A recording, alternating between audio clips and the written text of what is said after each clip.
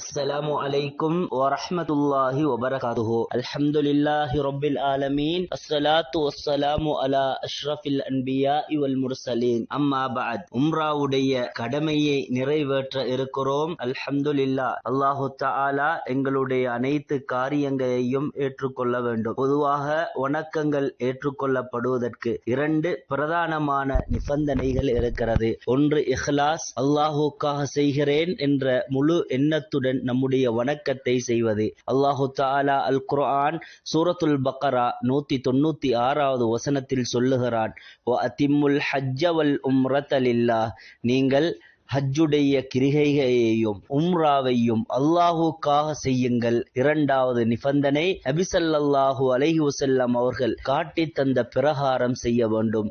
ஹுது அன்னி மனாசிகக்கும், என்னிலிருந்து நீங்கள் இந்த கிரிகைகளை எடுத்துக்கொள்ளுங்கள் என்று சொல்லி இருக்கிறார்கள். எனவே நாம் செய்கின்ற வணக்கம் இரண்டு நிபந்தனைக்கும் உட்பட்ட பிரகாரம் நாம் செய்ய வேண்டும்.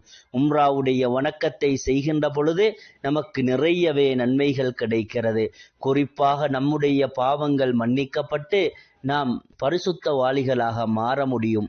அல்லாஹ்வின் தூதர் ஸல்லல்லாஹு அலைஹி வஸல்லம் அவர்கள் சொன்னார்கள், அல் உம்ரத்து இலல் உம்ரா கஃபாரத்துன் லிமா பைனஹுமா, ஒரு உம்ராவிலிருந்து இன்னொரு உம்ரா இரண்டுக்கும் மத்தியில் இருக்கின்ற பாவங்களை மன்னித்து விடுகிறது.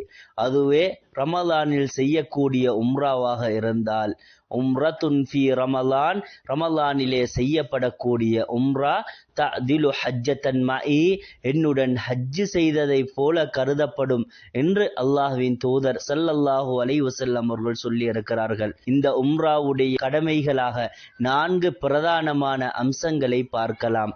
முதலாவது அம்சம் மீகாத்தில் இஹ்ராமை கட்டுதல். மீகாத் என்று சொன்னால் ஹஜ்ஜுடைய வணக்கத்தையும் உம்ராவுடைய வணக்கத்தையும் நிறைவேற்ற செல்கின்றவர்கள் அந்த இடத்திலிருந்து தன்னுடைய பயணத்தை ஆரம்பிப்பதை குறிப்பிடுகிறது.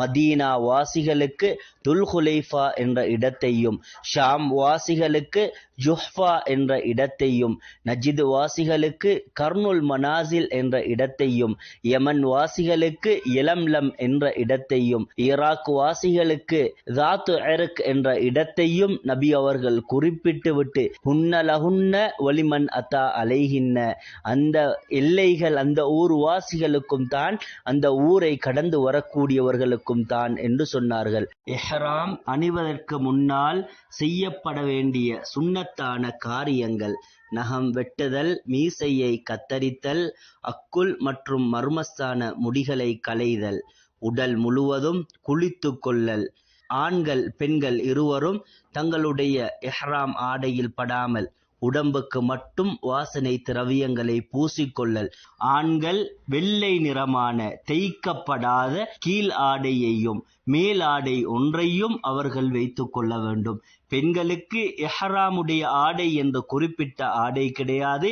ஆடம்பரம் இல்லாத, இஸ்லாம் அனுமதிக்கின்ற ஒழுக்கமான ஆடைகளை அவர்கள் அணிந்து கொள்ள வேண்டும். இஹ்ராம் அணிந்ததற்கு பின்னால் தடுக்கப்பட்டவைகள்: நகம் வெட்டுதல், முடி வெட்டுதல், நறுமணம் பூசுதல், ஆண்கள் தேய்க்கப்பட்ட ஆடைகளை அணிந்து கொள்ளல், திருமண உடன்படிக்கைகள் செய்தல், உடலுறவு கொள்ளுதல், ஆண்கள் மற்றும் பெண்கள் கைகளை மறைத்தல், பெண்கள் முகங்களை மறைத்து கொள்ளுதல், வேட்டையாடுதல், மரங்களை வெட்டுதல், இவைகளெல்லாம் தடுக்கப்பட்ட காரியங்களாகும். இஹ்ராமுக்கு பின்னால் அனுமதிக்கப்பட்டவைகள்: மோதிரம் அணிதல், கைகடிகாரம் அணிதல், பாதணி அணிதல், ஹெட்போன் போன்றவைகளை அணிதல், வெயிலுக்காக குடை பிடித்தல். இதற்கு பின்னால் அந்த எல்லையில் இருந்து நம்முடைய தல்பியாவை நாம் முழங்க வேண்டும். தல்பியா என்றால் லப்பைக் அல்லாஹும்ம உம்ரத்தன் அல்லது லப்பைக் அல்லாஹும்ம பி உம்ரத்தின், யா அல்லாஹ், நான் உனக்காக உம்ரா செய்கிறேன் என்ற அந்த தல்பியாவை நாம் மொழிய வேண்டும். இந்த தல்பியாவை மொழிகின்ற பொழுது ஒரு நிபந்தனையுடன் மொழியலாம். இன் ஹபசனி ஹாபிசுன் ஃபமஹல்லி மின் ஹைசு ஹபசனி, இப்படி நிபந்தனையுடன் மொழிந்தால் ஏதாவது ஒரு தடை நமக்கு வருகின்ற பொழுது அந்த இடத்திலேயே நம்முடைய இஹ்ராமை களைந்து கொள்ள முடியும். இதுவே நாம் இன்னொருவருக்காக வேண்டி செய்கின்ற உம்ராவாக இருந்தால் லப்பைக்க உம்ரத்தன் என்று சொல்லி அவருடைய பெயரை சொல்ல வேண்டும். இதில் இருந்து அவருடைய தல்பியா முழக்கத்தை அவர் ஆரம்பிக்க முடியும். லப்பைக் அல்லாஹும்ம லப்பைக் லப்பைக் லா ஷரீக லக லப்பைக் இன்னல் ஹம்த வன் நிஅமத லக வல் முல்க் லா ஷரீக லக் என்ற தல்பியாவை தவாஃபை ஆரம்பிக்கும் வரைக்கும் சொல்லுவது சுன்னத்தான ஒரு காரியமாகும். உம்ராவின் இரண்டாவது கடமைதான் தவாஃப் செய்தல். ஆண்கள் தவாஃபின் பொழுது புறமாக தங்களுடைய தோல் புஜங்களை திறந்திருக்க வேண்டும். தவாஃப் ஹஜருல் அஸ்வத் புறத்தில் இருந்துதான் ஆரம்பிக்க வேண்டும். ஹஜருல் அஸ்வதை முத்தமிடுவது அல்லது அதை பிடிப்பது, இல்லை என்றால் தூரத்திலிருந்து சைக்கினை காட்ட வேண்டும். ஒவ்வொரு முறையும் ஹஜருல் அஸ்வதுக்கு பக்கத்தில் வருகின்ற பொழுது பிஸ்மில்லாஹி அல்லாஹு அக்பர் என்ற முழக்கத்தை நாம் சொல்லிக் கொள்ள வேண்டும். கஅபாவின் மூன்றாவது தூணான ருக்னுல் யமானிக்கும் ஹஜருல் அஸ்வதுக்கும் மத்தியில் ரப்பனா ஆத்தினா ஃபித் துன்யா ஹசனா வஃபில் ஆখিরাতি ஹஸனத்தவ் வகினா அஸாபன்னார் என்ற பிரார்த்தனையை நாம் ஓதிக்கொள்ள வேண்டும். முதல் 3 தவாஃப்களையும் மிக வேகமாக நடப்பதும் சுன்னத்தான ஒரு காரியமாகும்.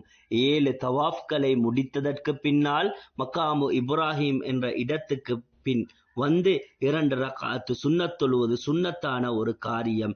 முதல் ரக்அத்தில் சூரத்துல் ஃபாத்திஹாவுக்கு பின்னால் குல் யா அய்யுஹல் காஃபிரூன் என்ற சூறாவையும், இரண்டாவது ரக்அத்தில் சூரத்துல் ஃபாத்திஹாவுக்கு பின்னால் குல் ஹுவல்லாஹு அஹத் என்ற சூறாவை ஓதுவதும் சுன்னத்தான ஒரு காரியமாகும். அதற்கு பின்னால் சஇ செய்வதற்கு நாம் செல்ல வேண்டும். அதுதான் உம்ராவின் 3வது கடமையாகும். சஇ என்று சொல்லக்கூடிய இந்த தொங்கோட்டம் முதலில் சஃபா புறத்திலிருந்து ஆரம்பிக்கப்பட வேண்டும்.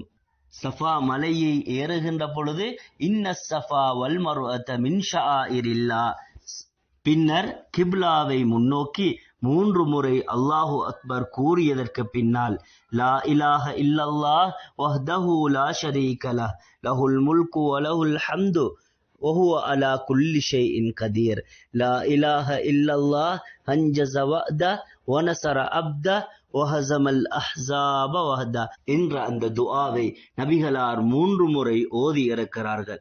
நமக்கு விருப்பமான துஆக்களையும் அந்த இடத்தில் கேட்டுக்கொள்ளலாம். அதற்கு பின்னால் நாம் மருவாவை நோக்கி செல்ல வேண்டும். லைட் போடப்பட்டிருக்கிறது. அந்த இடத்தில் வேகமாக நடப்பது சுன்னத்தான ஒரு காரியம். சஃபாவில் இருந்து மருவாவுக்கு சென்றால் ஒரு தொங்கோட்டம். மருவாவுக்கு ஏறுகின்ற பொழுது ஏற்கனவே சொன்னது போல இன்ன ஸஃபா வல் மர்வத மின் ஷஆயிரில்லாஹ் என்ற அந்த குர்ஆன் வசனத்தை ஓதிக்கொண்டு சென்று கிப்லாவை நோக்கி அல்லாஹு அக்பர் என்று 3 முறை சொன்னதற்கு பின்னால் ஏற்கனவே சொன்ன அந்த துஆவை நாம் 3 முறை ஓதிக்கொள்வதும் நபிகளார் ஓதிய துஆவாக நமக்கு பார்க்க முடியும். நமக்கு விரும்பிய துஆக்களை அங்கே கேட்க முடியும். அப்படி சஃபாவில் இருந்து மருவாவுக்கு வருவது ஒன்று, மருவாவில் இருந்து மீண்டும் சஃபாவுக்கு போவது இன்னொன்று. இப்படி 7 முறை செய்ய வேண்டும். அதற்கு பின்னால் உம்ராவின் 4வது கடமையாக முடி வலித்தல் அல்லது முடியை குறைத்தல். ஆண்களாக இருந்தால் முடியை வலிப்பது மிக சிறந்தது. நபிகளார் ஸல்லல்லாஹு அலைஹி வஸல்லம் அவர்கள் முடியை வலிக்கக்கூடியவர்களுக்கு 3 முறை துஆ செய்திருக்கிறார்கள். பெண்களாக இருந்தால் முடியை குறைத்து கொள்ள வேண்டும். இதனுடன் உம்ராவுடைய கடமை நிறைவேறுகிறது.